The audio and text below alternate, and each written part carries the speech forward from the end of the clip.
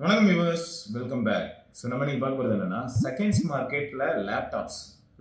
ஆமாம் ப்ரோ. லேப்டாப்ஸும் உங்களுக்கு வந்து பார்த்தீங்கன்னா இந்த மார்க்கெட்டில் கிடைக்கும். அது மட்டும் இல்லாமல் நம்ம சப்ஸ்கிரைபர்ஸ்க்கு மத்தியிலேயே நீங்களே நல்ல நியாயமான முறையில் உங்கள் லேப்டாப்ஸை எக்ஸ்சேஞ்ச் பண்ணிக்கிறதும் நல்ல விஷயம் தான். எக்ஸ்சேஞ்ச் அப்படின்னா ஒன்றும் இல்லை, நீங்கள் அடுத்து வேறு ஏதாவது லேப்டாப் வாங்க போகிறீங்கன்னா நம்ம சப்ஸ்கிரைபர்ஸ்க்கு மத்தியிலேயே நம்ம குரூப்லேயே நீங்கள் டிஸ்கஸ் பண்ணி லேப்டாப்பில் இருக்கக்கூடிய நிறைய உரைகளையும் சொல்லி நீங்கள் அவங்களுக்குள்ளே விற்றுக்கிறதும் நல்லது தான். ஏன்னா எக்ஸ்சேஞ்ச் பண்ணுறதா இருந்தால் நம்ம வந்து யார்கிட்ட போய் கொடுக்கணும். எக்ஸ்சேஞ்ச்னா நான் எப்படி சொல்கிறேன்னா, இப்போ கேஷ் மாதிரி யாராவது வந்து லேப்டாப் எடுக்க போகிறாங்கன்னா அவங்க வந்து நமக்கு ப்ராப்பரான வேல்யூ கொடுப்பாங்களாங்கிறது பெரிய கொஸ்டினாக இருக்குது. ரெண்டாவது என்னன்னா, நம்மகிட்ட இருந்து அவங்க வாங்கிட்டு போகிற ப்ரைஸ்லேருந்து எக்ஸ்ட்ராவாக இன்னும் நல்ல மார்ஜின் வச்சு தான் அவங்க விற்பாங்க. அப்படி இருக்கும்போது அது வேறு யாருக்காவது ரொம்ப நீட்டில் இருக்கிறவங்களுக்கு, கஷ்டப்படுறவங்களுக்கு நம்ம வந்து நல்ல ரேட்டு கொடுத்துட்டு போயிடலாம். ஸோ அந்த மாதிரி ஒரு சில விஷயங்களும் பண்ணலாம். சரி, ஓகே, இதெல்லாம் ஒரு பக்கம் இருக்கும்போது செகண்ட்ஸில் ஃபோன் எப்படி வாங்குறது, இல்லாட்டி ஃபோன் வாங்குறதுக்கு நிறைய பிளேசஸ் இருக்குது. அதை பற்றி நம்ம இதுக்கு முன்னாடி நிறைய தடவை பேசியிருப்போம். ஸோ அப்படி இருக்கும்போது லேப்டாப்ஸும் நிறைய செகண்ட் மார்க்கெட் இருக்குது. ஸோ வாங்கலாமா வேணாமா அப்படிங்கிற மாதிரியான ஒரு டாபிக். போஸ் நாய்க்குட்டியோட வணக்கம் வியூவர்ஸ். சரியான ஃபீல் பார்க்கலாமா? Hello hello hello low. அதான் ப்ரோ, இப்போ நான் ஒரு லேப்டாப் வாங்குறேன்னா அதோட பர்பஸ் என்னவா இருக்கும் அப்படின்னா, எனக்கு ஒரு மீடியம் ரெக்குவயர்மெண்ட் வந்து ஒரு 8 GB ரேம், ஒரு 512 GB ஸ்டோரேஜ், SSD இல்லை ஹார்ட் டிஸ்கில் 1 TB இருந்தால் போதும்.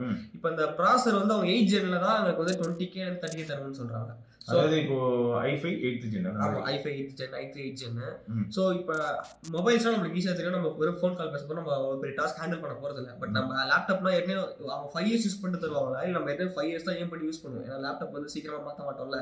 ஸோ அப்போ நம்ம செகண்ட் ஹேண்ட் மார்க்கெட்டில் வாங்கும் போது அது எப்படி இருக்கும்?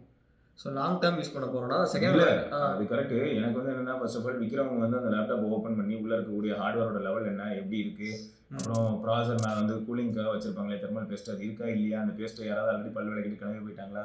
ஸோ இந்த மாதிரியான இதெல்லாம் செக் பண்ணி அவங்க தரப்பில் அவங்க QC பண்ணி ஸ்டிக்கர் ஒட்டி நமக்கு விற்றாங்கன்னா பரவாயில்ல. அண்ட் ஒரு சிலர் வந்து என்ன பண்ணுவாங்கன்னு பார்த்தோன்னா, உனக்கு அட்லீஸ்ட் 6 monthsலேருந்து 1 year வந்து அந்த செல்லரோட வாரண்டி கொடுப்பாங்க. ஸோ அந்த மாதிரி ஒரு சில விஷயங்கள் நடந்ததுன்னா ஓகே.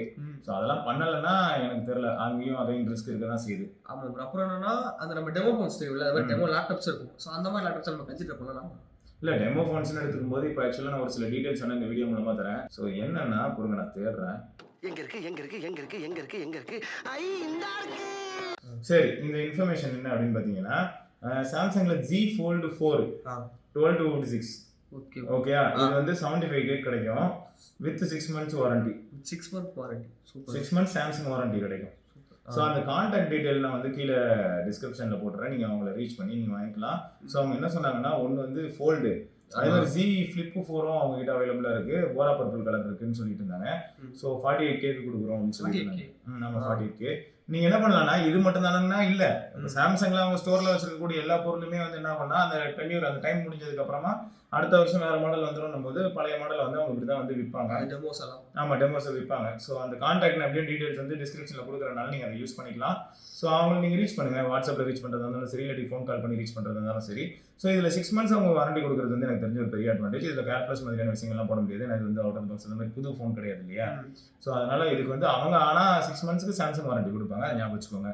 ஸோ இப்போ இந்த லேப்டாப்லேயே இதே மாதிரி தான் எனக்கு சொல்ல தோணுச்சு. என்னன்னு பார்த்தோன்னா, இப்போ வந்து சப்போஸ் அசூஸோ இல்லாட்டி ஏசரோ இல்லாட்டி லெனோவோவோ அவங்களோட தரப்புலேருந்து அவங்களோட வெப்சைட்லேயே வந்து ரீஃபர்பிஷ்ட் யூனிட்னு விற்றாங்கன்னா கூட ஓரளவுக்கு நம்பி நம்ம வாங்கலாம். ரெண்டாவது என்னன்னு பார்த்தோன்னா, இன்கேஸ் இப்போ செல்லர் யாராவது விற்கிறாங்கன்னா கூட அவங்க ஃபுல்லாகவே ஸ்க்ரீன் பண்ணி QC பண்ணிவிட்டு உள்ளே வந்து இப்போ நம்ம பேசிகிட்டு இருந்த தெர்மல் பேஸ்ட்டாக இருக்கட்டும், இல்லாட்டி வந்து ஸ்லாட் எல்லாமே கரெக்டாக இருக்கா, USB போர்ட் எல்லாமே கரெக்டாக இருக்கா, எல்லா போர்ட்டும் ஒரு சில போர்ட்லாம் லூஸ் ஆகிடும், யூஸ் பண்ணி ஒரு மாதிரி டைப் ஆகிடும்.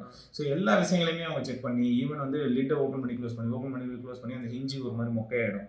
ஸோ அந்த ஹிஞ்சி கரெக்டாக இருக்கா இல்லையா. ஸோ இந்த மாதிரி எல்லா விஷயங்களையுமே அவங்க செக் பண்ணிவிட்டு அதில் ஒரு சில விஷயங்களை மாத்திரத்தை இருந்தால் மாற்றிட்டு அதுக்கேற்ற மாதிரி ப்ரைஸ் ஆட் பண்ணுறது கூட தப்பு கிடையாது. பட் இது எதையுமே பண்ணாமல் லைட்டாக தொடச்சிட்டு மட்டும் நம்ம கையில் கொடுத்து அனுப்பிட்டாங்கன்னு வையேன், ஓரளவுக்கு இதெல்லாம் செக் பண்ணக்கூடிய ஆள்னா கொஞ்சம் செக் பண்ணி கண்டுபிடிக்கிறதுக்கான வாய்ப்பு இருக்குது. அப்படி இல்லாத பட்சத்தில் மீறி யாருமே அதை அவ்வளோ சீக்கிரம் கண்டுபிடிக்க மாட்டாங்க. இதில் சொல்ல போனால் எந்த லேப்டாப்பாக இருந்தாலும் நீ பார்த்தோன்னா most of the times laptop வந்து நீங்கள் பவர் கனெக்ட் பண்ணி இருக்கும்போது அதோட பர்ஃபார்மன்ஸ் எப்பயுமே பெஸ்ட்டாக இருக்கும். அதே நீ வந்து சார்ஜரை ரிமூவ் பண்ணிட்டேன்னா அது ஆட்டோமேட்டிக்காக என்ன பண்ணுன்னா, பவர் சேவர் மோட்குள்ளே போகலைனாலும் அது பவர் சேவர் மோட் மாதிரி தான் வேலை செய்யும். ஓகே, ஏன்னா வந்து பேட்டரியிலேருந்து ரன் ஆகிறேன், அதனால் பேட்டரி வந்து ப்ரொலாங் பண்ணணும்னு சொல்லி தான் ட்ரை பண்ணும். ஸோ அந்த ஆஸ்பெக்டில் பார்க்கும்போது அதுவும் பழசு இப்போ 8th gen அப்படிலாம் நீ சொல்கிற பற்றி அதெல்லாம் வந்து பார்த்தீங்கன்னா பவர் ஹங்கிரியாகவும் இருக்கும். அண்ட் பர்ஃபார்மன்ஸ் வந்து சில சமயங்களில் படுத்து தூங்கிடும். ஓகே, ஸோ பவர் கனெக்ட் பண்ணியிருந்தா எப்பயுமே கொஞ்சம் நல்லா இருக்கும். டப்புன்னு சார்ஜர் வருவோம்னா அப்படியே ஹேண்டிகேப் மாதிரி இருக்கும். 8th Gen அப்போ 8th Genல எல்லா ஜென்னுமே அப்படி தான், அதுக்கு வந்து அல்காரிதமே அப்படி தான் எழுதியிருப்பாங்க. ஓகே, பேட்டரி நிற்கணுங்கிறதுக்காக. பவர் யூஸ் பண்ணி தான். ஆமாம். ஸோ அப்போ என்ன ஆகுதுன்னா, நீங்கள் ஃபர்ஸ்ட் ஆஃப் ஆல் வந்து இதில் இதில் சார்ஜர் மாட்டி யூஸ் பண்ணும்போதே i7 இருக்கட்டும் எதுனாலும் சார்ஜர் மாட்டி யூஸ் பண்ணும்போதே கூட நீங்கள் கேமிங் செஷன் தொடர்ந்து ஒரு 10 நிமிஷம் பண்ணால் ஒரு சிலருக்கு என்ன பார்த்தீங்கன்னா ஹீட்டிங் இஷ்யூ அப்படின்னு சொல்லி பிசி அதுவே ஃபோர்ஸ் பூட் ஆகும், ஃபோர்ஸ் ரீபூட் இல்லை ஃபோர்ஸ் ஷட் ஆகும். இது நடக்குமா ப்ரோ? நடந்திருக்கு. ஓகே, இப்பதான் கேள்விப்படுறேன். சரியா? அப்போ இதெல்லாம் வந்து என்ன பிரச்சனை என்ன ஏதுன்றதை நம்ம தான் செக் பண்ணணும். என்னன்னா எதிர் நம்ம சொன்ன மாதிரி இப்போ தேர்மல் பேஸ்ட் இல்லாமல் போகலாம், ஆமாம், இத்தனை வருஷமா யூஸ் பண்ணி. அப்படி இல்லைன்னா சம்டைம்ஸ் என்ன ஆகும், உள்ள கூலிங் மெக்கானிசம் சரியா வேலை செய்யாமல் இருக்கலாம், அந்த ஃபேன் ஏதாவது ரன் ஆகாமல் இருக்கலாம். ஓகே. ஸோ இதெல்லாம் என்ன ஏதுங்கிறத பார்க்கறதுக்கு நம்ம கொஞ்சம் நேரம் ஸ்ட்ரெஸ் பண்ணணும். லேப்டாப்பை ஸ்ட்ரெஸ் பண்ணி அதுக்கப்புறமும் கூட லேப்டாப் ஹீட் ஆகிற மாதிரி இருக்கும், வெண்ட் வழியாக சூடாக காற்று வரும், எல்லாமே நடக்குதா? இதெல்லாம் நடந்தும் லேப்டாப்பால் தாங்க முடிஞ்சதுன்னா ஓகே. நீங்கள் பாட்டுக்கு எடிட்டிங்காவோ இல்லை கேமிங்காவோ செகண்ட் ஃப்ளோர் லேப்டாப் வாங்கிட்டு வீட்டில் வந்து ஆன் பண்ணி கேம்லாம் இன்ஸ்டால் பண்ணிட்டு விளையாட ஆரம்பிச்சா அப்படியே ஃப்ரேம்லாம் ட்ராப் ஆகி அப்படியே ஹேங் ஆகிற மாதிரி ஆகி இல்லாட்டி வந்து லேப்டாப்பே ஆஃப் ஆயிடுச்சுன்னா கரெக்ட் தான் ப்ரோ. அப்போ ஒரு செகண்ட் ஹேண்ட் லேப்டாப் வாங்கினா நம்ம பர்பஸ் வந்து ப்ரொடக்டிவிட்டியாக இருக்கக்கூடாதுன்றீங்க, அந்த எடிட்டிங் ஸ்டப்ஸ் புரியும் இல்லை, இதெல்லாம் செக் பண்ணிக்கணுன்றேன். செக் பண்ணிக்கலாம். ஆனால் அங்கே நம்ம டைம் கிடைக்கும் ப்ரோ, சாஃப்ட்வேர்ஸ்லாம் ரொம்ப ஹை ஃபைல்ஸ் தான். அப்படி இல்லை, அங்கேயே வச்சு நீ ஏதாவது ஒரு சில ஸ்ட்ரெஸ் டெஸ்ட் பண்ணுறதுக்கான அப்ளிகேஷன் ஏதாவது இருக்குன்னா அதை போட்டு செக் பண்ணிக்கிறது நல்லது. ஓகே, அதெல்லாம் போட்டு செக் பண்ணாமல் நம்ம வாங்கிட்டு வந்துட்டு அதுக்கப்புறமா குத்துது குறையுதுன்னா கஷ்டம். உங்கள்கிட்ட கேட்க முடியாது. ஆமாம், யாராக இருந்தாலும் என்ன பண்ணுவாங்கன்னா கடையை விட்டு வெளில போயிட்டீங்கன்னா அத்தோட அவ்வளோதான் முடிஞ்சது இந்த மாதிரி தான் பேசுவாங்க. ஏன்னா இப்போ நம்ம ஒரு சிலராக இருந்தால் நம்ம என்ன நினைப்போம், ஏன்னா கடையை விட்டு வெளில எடுத்துகிட்டு போயிட்டாங்கன்னா அவங்க என்ன பண்ணாங்கன்னு நமக்கு தெரியாது. தொடர்ந்து இப்போ என்ன பண்ண முடியும்னா இப்போ எல்லாம் பண்ணலாம் அப்படின்னு வேணா நான் சொல்கிறேன். இப்போ லேப்டாப் ஒன்று இருக்குது, இல்லைன்னா ஒரு மாடல் நம்ம பார்த்துருக்கோம், வாங்கிட்டு வந்துடுவோம். வெளில வந்துட்டு நம்ம என்ன பண்ணலாம்னா பேக் டோர் ஓப்பன் பண்ணி உள்ளே இருக்கிற ரேம் எடுத்துகிட்டு நம்ம ஒர்க் ஆகாத ஒரு ரேமை போட்டு திரும்ப கொடுத்துடலாம். அப்படி கரெக்டா? என்னாலும் பண்ணலாம். ஸோ இந்த மாதிரிலாம் பண்ணுறவங்களாம் இருக்காங்களான்னு கேட்டிங்கன்னா இருக்கிறதுக்கான வாய்ப்புகள் அதிகம். ஸோ அப்போ என்ன பண்ணால் ஒரு செல்லர் பாயிண்ட் ஆஃப் வியூலேருந்து நம்ம யோசிக்கும் போது இந்த மாதிரியான விஷயங்கள்லாம் நமக்கு ஸ்ட்ரைக் ஆகும்போது இப்போ அவங்க ஒரு செல்லர்னும் போது அவங்க நம்மளை அந்த மாதிரி சந்தேகப்படுறதுக்கான வாய்ப்புகளும் இருக்குது.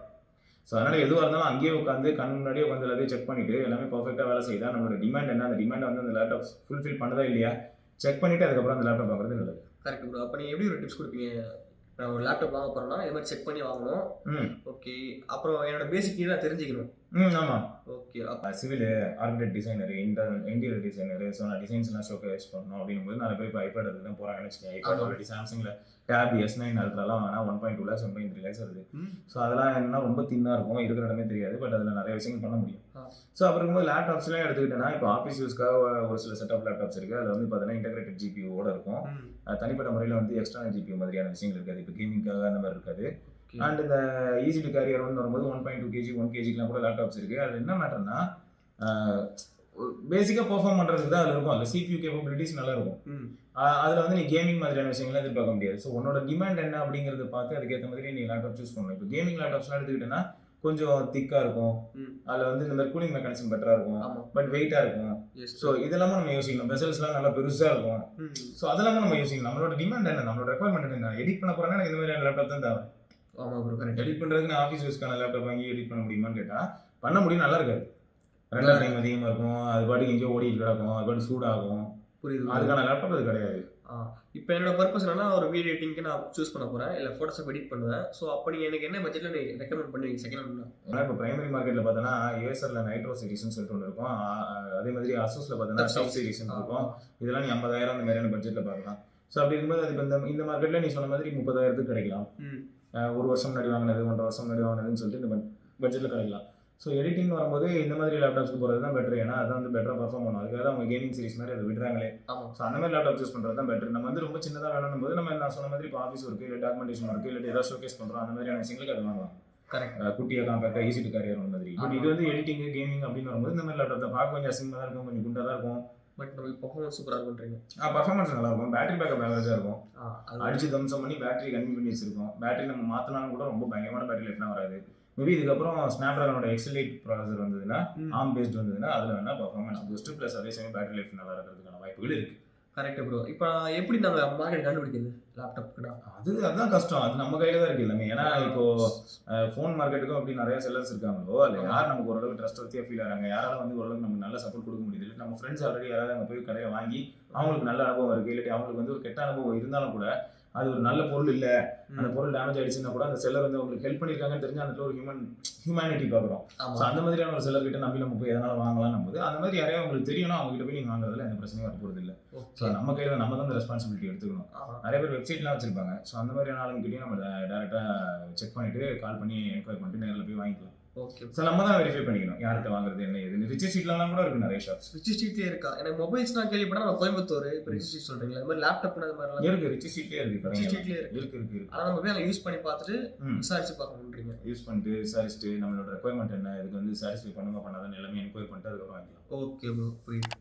ஓகே. ஸோ மொத்தம் இப்போ லேப்டாப்ஸ் பொறுத்த வரைக்கும் இதுலேயே இன்னும் நிறைய விஷயங்கள் இருக்குது. இப்போ நீங்கள் கேட்ட மாதிரி பார்த்தோன்னா 32 GB வரைக்கும் ரேம் சப்போர்ட் பண்ணுங்க பண்ணாதா, இல்லாட்டி உள்ள வந்து ஆல்ரெடி 16 GB ரேம் இருக்குன்னா அது சிங்கிள் 16 GB இல்லாட்டி 2 8 GB போட்டுருக்காங்களா, 2 ஸ்லாட்டா 4 ஸ்லாட்டா, உள்ள வந்து இப்போ NVMe ஸ்டோரேஜுக்கு அப்கிரேட் பண்ண முடியுமா, SSD போட்டால் எவ்வளோ GB வரைக்கும் போடலாம், அதை விட ஹார்ட் டிஸ்க் போட முடியுமா முடியாதா, அப்புறம் இது Windows 11 கேப்பபிள் இல்லையா, அப்புறம் டிஸ்பிளே வந்து எடுத்துக்கிட்டோன்னா ஹை ரெஃப்ரெஷ் ரேட் டிஸ்பிளேயா நார்மலா, இல்லாட்டி ஹை ரெசல்யூஷனா லோ ரெசல்யூஷனா, அப்புறம் டிஸ்பிளேக்கு வந்து ஆன்டி ரிஃப்ளெக்ஷன் இருக்கா, இல்லாட்டி ஹை பிரைட்னஸ் போகுமா போகாதா, இந்த மாதிரி எல்லா ஸ்பெசிஃபிகேஷனும் செக் பண்ணி உங்களோட ரெக்குயர்மெண்ட்க்கு ஏற்ற மாதிரி நீங்கள் வாங்கிக்கணும். அது மட்டும் இல்லை ப்ரோ, இப்போ நம்மளுக்கு இப்போ இதான் பேசிக் ரெக்குயர்மெண்ட். இப்போ 2024ல் இதுக்கு அப்புறம் கீழே போனீங்கன்னா அந்த லேப்டாப்பே ஒர்க் ஆகாத மாதிரி 11th gen 8th gen processor இந்த மாதிரி விண்டோஸ் சப்போர்ட் பண்ணுற மாதிரி அது மாதிரிலாம் இருக்கா?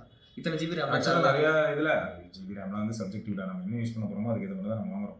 இப்போ என்னன்னா, இப்போ நான் ஆஃபீஸ்க்கு யூஸ் பண்ணுற லேப்டாப்ஸ்லாம் எடுத்துக்கிட்டோம்னா ஆஃபீஸில் ப்ரொவைட் பண்ணுற லேப்டாப்லாம் வந்து Windows 11 கேப்பபிள் கிடையாது. ஸோ இதில் போய் நீ பார்த்தனாலும் நிறைய லேப்டாப்ஸ் இப்போ எப்படி இருக்குன்னு பார்த்தா Windows 11 கேப்பபிள் இல்லாத லேப்டாப்ஸ் தான். Windows 11 அது கேப்பபிள் இல்லைங்கிறனால தான் நிறைய பேர் விற்கவே செஞ்சிருப்பாங்க. அந்த லேப்டாப்ஸ் தான் செகண்ட்ஸ் மார்க்கெட்டில் நிறைய கிடைக்கும். ஸோ இப்போ Windows 11 வேணும்னு நினச்சா எனக்கு தெரிஞ்சு நீ பிரைமரி மார்க்கெட்டில் வாங்கிட்டு போயிடலாம் தான் நான் சொல்லுவேன். பிரைமரி மார்க்கெட்லேயே நிறைய லேப்டாப்ஸ் இருக்குது. இப்போ 30,000க்கு i3 லேப்டாப்ஸ்லாம் கூட நிறைய இருக்குது. நல்ல வெல் நோன் பிராண்ட்ஸ் கிட்டே கிடைக்கும்.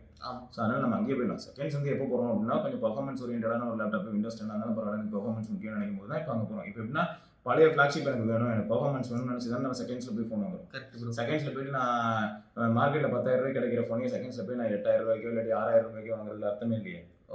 ஸோ அதனால் நீ வந்து அது என்னன்றதை நீ தான் டிசைட் பண்ணிக்கணும். உன்னோட ரெக்குயர்மெண்ட்ஸ் என்ன அதுக்கேற்ற மாதிரி நீயே சூஸ் பண்ணி அதுக்கேற்ற மாதிரி வாங்கிக்கலாம். பட் எல்லா இடத்துலையும் ஒன்று நல்லா ஞாபகம் வச்சுக்கணும். பிரைமரி மார்க்கெட் வாங்கும்போது அட்லீஸ்ட் 1 இயர்க்கு வந்து வாரண்டி இருக்குது, இல்லை 10 days ரீப்ளேஸ்மெண்ட் இருக்குன்றனால ஏதாவது பஞ்சாயத்துனா நம்ம அதை வந்து ஸ்டார்ட் அவுட் பண்ணிக்கலாம். ஸோ இங்கே போய் வாங்கும்போது இங்கே என்னென்ன ப்ராப்ளம் வரும்ன்றது தெரிஞ்சு நம்ம வாங்கணும். நம்பி வாங்குறோம். என்னென்ன ப்ராப்ளம்ன்றது தெரிஞ்சு வாங்கிக்கணும். நாலு பிள்ளை அதாவது 1 வருஷம் கழிச்சு ஆச்சுன்னா நம்ம யாரையும் கேட்க முடியாது, 3 மாதம் கழிச்சு ஆனாலும் நம்ம கேட்க முடியாதுங்கிறத தெரிஞ்சு நம்ம இன்வெஸ்ட் பண்ணணும். அதுக்கேற்ற மாதிரி நம்ம செல்லரையும் பார்த்து ரீப்ளேஸ் பண்ணுறோம். Okay bro. ஸோ இதை தாண்டி வேறு ஏதாவது ஒரு சில பாயிண்ட்ஸ் நீங்கள் ஏதாவது உங்கள் தரப்பில் வச்சிருக்கீங்க, இதெல்லாம் கொஞ்சம் செக் பண்ணிக்கோங்க அப்படின்னா அது தாராளமாக கீழே வந்து ஒரு பாயிண்ட் பை பாயிண்டாக போட்டு ஒரு லேப்டாப் வாங்கும்போது இதெல்லாம் செக் பண்ணிக்கோங்கன்னு போட்டிங்கன்னா நான் அதை பின் பண்ணி விடுறேன். ஸோ தட் யாரெல்லாம் செகண்ட்ஸில் லேப்டாப் வாங்கணும்னு நினைக்கிறாங்களோ அவங்களுக்கு யூஸ்ஃபுல்லாக இருக்கும்னு நினைக்கிறேன். அதேமாதிரி சாம்சங் வந்து பார்த்தீங்களா டெமோ ஃபோன்ஸ் வந்து அவங்களே விற்கிறாங்கன்னு அந்த டீட்டெயில்ஸையும் கொடுத்துருக்கேன். நீங்கள் அது என்னன்றது நீங்கள் அவங்களுக்கு கால் பண்ணி என்கொயரி பண்ணிக்கோங்க. ஏன்னா எனக்கு தெரிஞ்சு செகண்ட்ஸ் மார்க்கெட்டில் 45,000 40,000 கூட ஃபிளிப் 4 கிடைக்கும். பட் வாரண்டிங்கிற மாதிரியான விஷயங்கள் இருக்காது. பட் இவங்க 6 months வந்து சாம்சங் வாரண்டி கொடுக்குறாங்க. ஸோ நீங்கள் வந்து கால் பண்ணி கேட்டுக்கலாம். ஓகே ப்ரோஸ், நீ என்னடா கன்சிடரபிளி ஓகே. ஸோ அந்த 6 months சாம்சங் வாரண்டி தான் இருக்கக்கூடிய பெரிய ப்ளஸ். Okay bros. ஸோ இதோட நம்ம இன்னொரு பதிவில் சந்திப்பாங்க. சிவரணி நான் உங்களுக்கு பண்ண பார்க்கலாம்.